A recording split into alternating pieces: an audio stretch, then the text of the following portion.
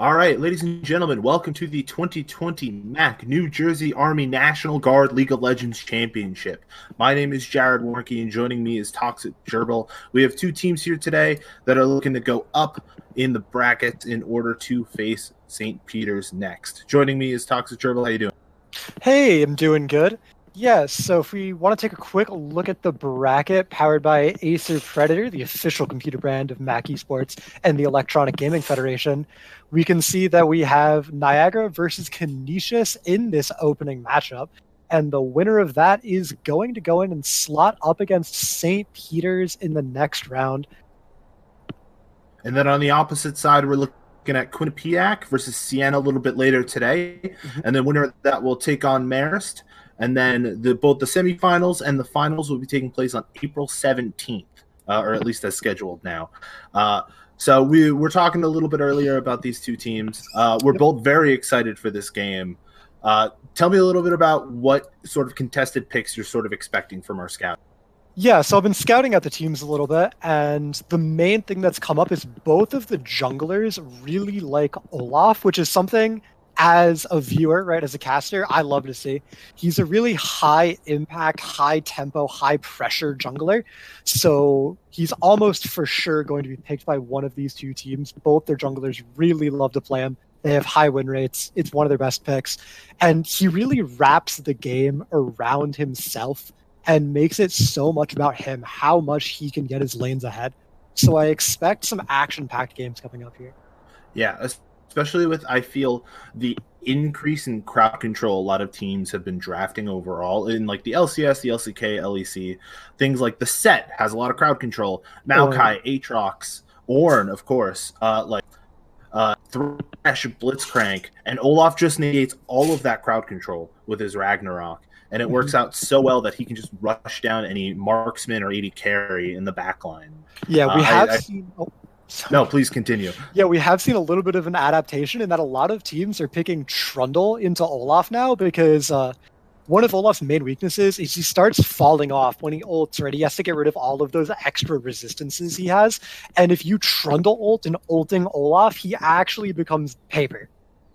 So there's been a really big counter pick meta starting to develop around this Olaf pick.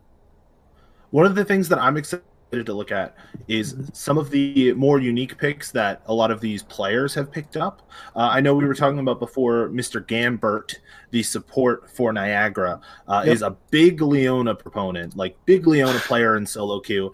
Oh, yeah. I would love to see it. One of the things I love about casting or like seeing a lot of like college games is that you really get to see the individual players pick what they really enjoy playing and see them succeed on it. Like in this sort of space, a lot of like one tricks can do really well. Not necessarily like a specific one trick, but like if you have good small champion pool, it's a little bit harder to ban out as opposed to where you're seeing in like LCS games where you're expected to have like 8 or 9 characters mastered in order to play at this level.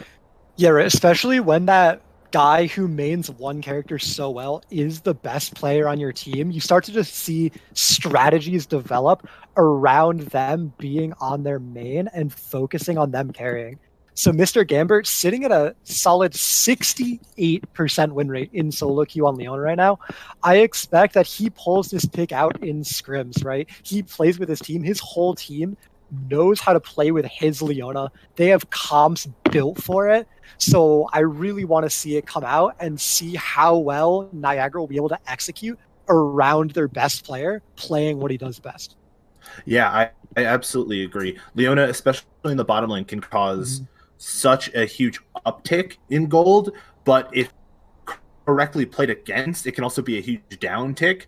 I think really quickly with Leona specifically, like you're always all in. There's never really an out period for Leona. So if you're getting blown up really quickly, it can become sort of a hindrance. So if we're seeing the Leonas out of the side of Niagara here, it would be possible to expect a lot of jungle attention to go with. Yeah, even if they don't get the Leona, right, even if it's banned, one of the biggest advantages of having these insane win rates is it makes your opponent respect it. No team right now wants to ban Leona. But if you have a player that's so good at this champion that they have to ban it, it's almost like removing a ban from your opponent for free. It's really undervalued utility of having that option. Yeah, you get one of those free advantages. I think we see in the LCS with Viper when he was playing. He was drawing Riven bans left and right. Yeah, exactly. And it was like, well, Riven's not meta, but it's Viper's best champion, so we have to ban it in order to get him to play. In order to get him to play like LCS standard stuff. Yeah, and then, we see with Froggen all the time too. Like we used to see Anivia bans all the time, and even now, sometimes we see Talon or Veigar banned against him. No team wants to be banning that, right? Absolutely. And I would like to spend a little bit of time about Canisius before we jump into Champ Select here. We have all the players. It looks like they are playing a lot of regular, like somewhat LCS picks. Like we see the Echoes, the Misfortunes from Daddy Dame. The Tryndamere is the most played right now. But other than that, a lot of like standard picks with Fortune. Bean Burrito played a lot of like MF, Lucian, Vayne, Ezreal in the marksman role. Even remember here, he's their support, right? Yeah, he's been on a lot of Sona recently. It looks like. Yeah, I don't see. Yeah, I don't see Sona getting picked in this just because I feel like the Sona Tom Kench meta is finally gone. It's gone. Yeah, Sona Tom Kench is the new overlords. Yeah, I mean we could possibly see that as well if with Bean Burrito playing a lot of 80 carries and possibly being used to CSing well. Tom Kench is a good overlay for that. Or, right, we see Bean Burrito pulling out the Senna, being an 80 carry player, to go as his support pick. Just put him on something he's comfortable on that could